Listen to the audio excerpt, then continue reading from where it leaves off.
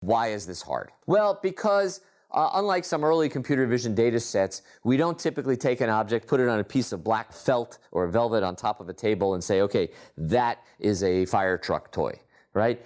Pictures show up more like this. And I think this also comes from Kristen because she has a thing for pandas and I think also for koalas.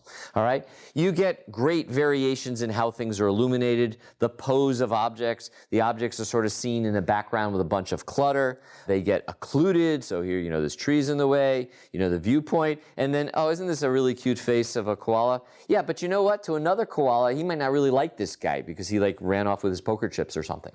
I don't know. The idea is that, they look different one to another. So the idea that we have these variations in appearance.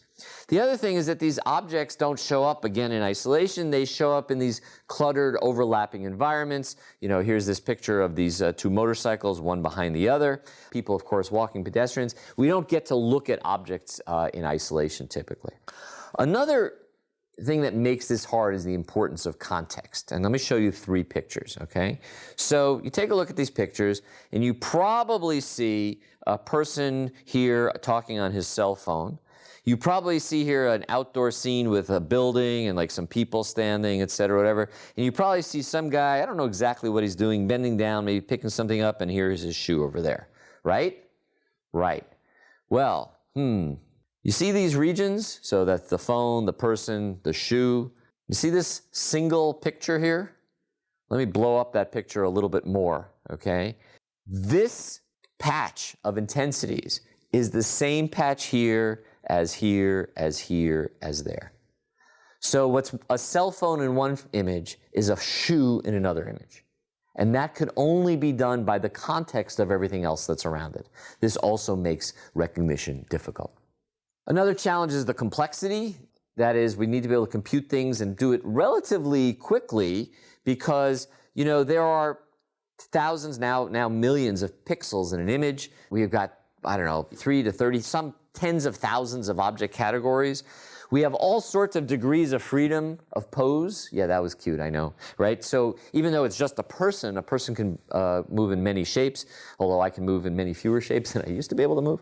And there's so many pictures, right? There are billions of images indexed by Google search. The last number I could find was that in 2011, 6 billion photos were being uploaded to various things per month, okay?